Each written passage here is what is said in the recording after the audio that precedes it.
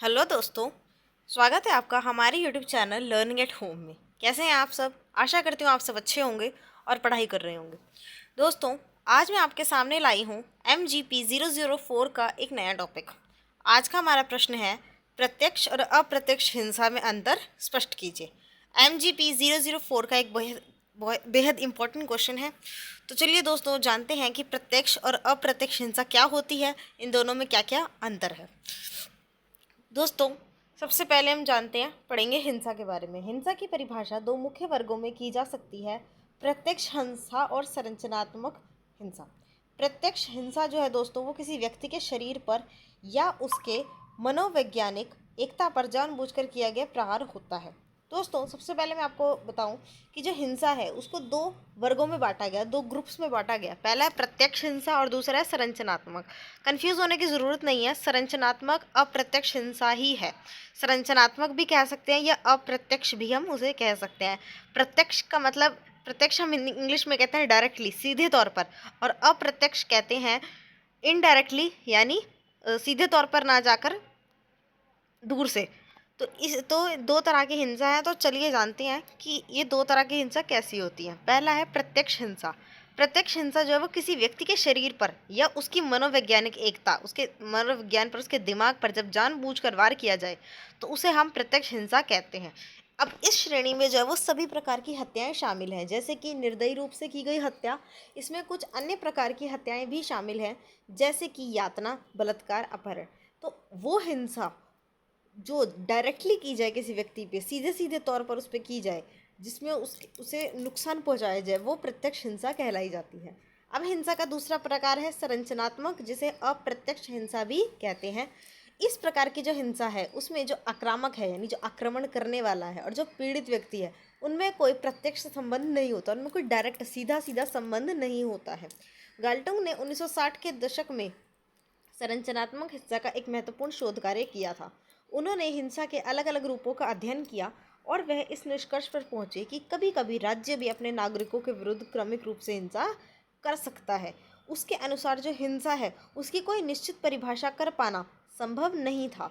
गाल्टुंग के अनुसार किसी संभावित और वास्तविकता के मध्य भेद का कारण होती है। अनुभव का सक्रिय स्तर वह है जो संसाधनों और अंतर्दृष्टि के विशेष संदर्भ में संभव है।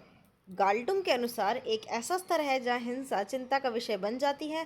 युद्ध की स्थिति में हिंसा जो है वह प्रत्यक्ष होती है और किसी व्यक्ति की हत्या या उसे घायल करने संबंधी उद्देश्य को भी उपलब्धि माना जाता है। तो दोस्तों, प्रत्यक्ष हिंसा जो है वो सीधी सीधी डायरेक्ट तौर पर की जाती है, वहीं जो अप्रत्यक्ष हिंसा है वो किसी व्यक्ति पर सीधे ना होकर डायरेक्टली नहीं होती है। और ये एक ऐसी हिंसा है जिसमें हो सकता है उसे कोई नुकसान बाहरी तौर पर हमें ना दिखे, लेकिन अंदरूनी तौर पर उसे नुकसान पहुंच सकता है। जैसे कि कभी कभी कोई राज्य यदि अपने नागरिकों के प्रति हिंसा करे या कुछ ऐसा, कोई ऐसा कानून निकाल दे जो उन्हें नुकसान पहुंचा, तो उसे भी हम अप्रत्यक्ष हिंसा कहेंगे। अप्रत्यक्ष हिंसा में अंतर्दृष्टि और संसाधन को इस प्रकार समन्वित करना होगा जिससे कि जो घटनाएं हैं वो सक्रिय स्तर पर ना पहुंचे। हिंसा तब भी हो सकती है जब कोई व्यक्ति या संस्था जो है वो प्रत्यक्ष रूप से इसके लिए उत्तरदायी ना हो। इसे ही गाल्टुंग ने क्या कहा है, अप्रत्यक्ष या संरचनात्मक हिंसा कहा है।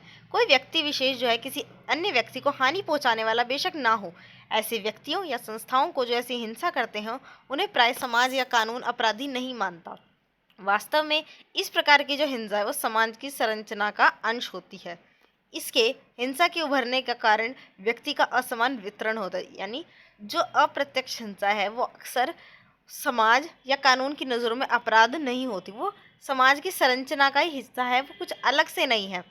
अब अप्रत्यक्ष हिंसा के एग्जाम्पल क्या, मैं आपको एग्जाम्पल समझाऊंगी तो आप समझ सकते हो। जैसे जीवन में जो है वो असमान अवसर मिलना, एक राज्य में जितने भी नागरिक हैं क्या उन्हें एक समान अवसर मिलते हैं? नहीं।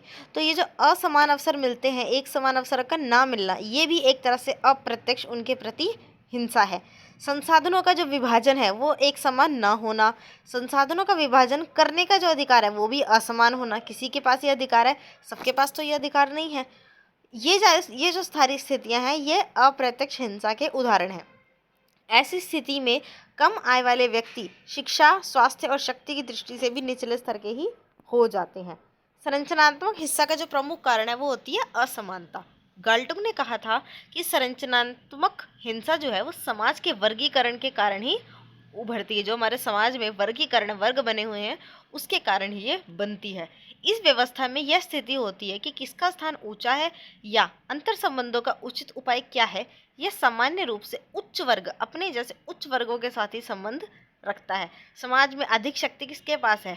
उच्च वर्ग के पास। अधिक अधिकार उच्च वर्ग के पास। अन्य शब्दों में यदि एक अभिकर्ता किसी एक व्यवस्था में उच्च स्तर पर है तो वह अन्य व्यवस्था में भी जिसमें भाग लेता है वो उच्च स्तर पर ही बना रहेगा। जो निचले स्तर पर है वो निचले स्तर पर ही बना रहेगा। तो इससे क्या है, समाज में जो असमानता है वो बनी हुई है और वो कहीं ना कहीं बढ़ी रही है, वो कम नहीं हो रही, वो बढ़ती जा रही है।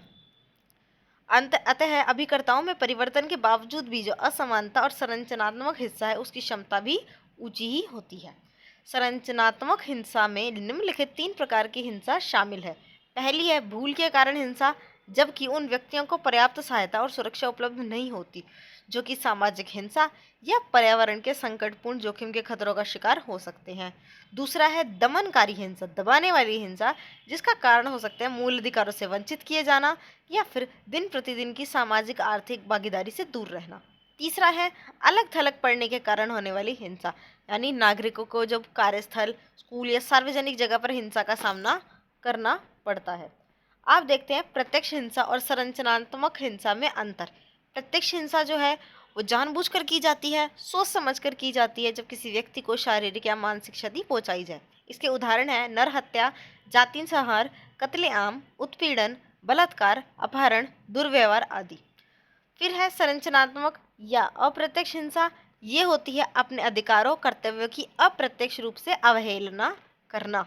उदाहरण है जैसे संकट में पड़े व्यक्ति को सहायता ना देना। हम सभी एक समाज का हिस्सा हैं, लेकिन जब एक ही समाज का हिस्सा होकर हम दूसरे के प्रति अपने कर्तव्य का निर्वहन ना करें तो वो अप्रत्यक्ष हिंसा कहलाती है। जैसे कि संकट में यदि कोई व्यक्ति आपके सामने है लेकिन आप तब भी उसे सहायता ना दें। सामाजिक हिंसा के विरुद्ध संरक्षण का अभाव, यानी कोई भूख से तड़प रहा है, कोई बीमारी से तड़प रहा है, लेकिन तब भी हम उसे संरक्षण ना दें। दुर्घटनाओं से सुरक्षा का अभाव, प्राकृतिक हिंसा जैसे तूफान, भूकंप, अकाल आगे, उससे किसी को सुरक्षा ना प्राप्त हो, तो ये जो पीड़ा व्यक्ति से आता है वो अप्रत्यक्ष हिंसा ही है। तो ये थी दोस्तों प्रत्यक्ष हिंसा और अप्रत्यक्ष हिंसा। मैंने आपको अपनी तरफ से अच्छे से समझाने की कोशिश करी है। इसके अलावा भी यदि आपके मन में कोई डाउट हो तो आप कमेंट्स में ज़रूर पूछ सकते हैं। ऐसी आने वाली और वीडियोस के लिए चैनल को सब्सक्राइब कीजिएगा। वीडियो अच्छी लगी हो तो लाइक और शेयर भी कीजिएगा।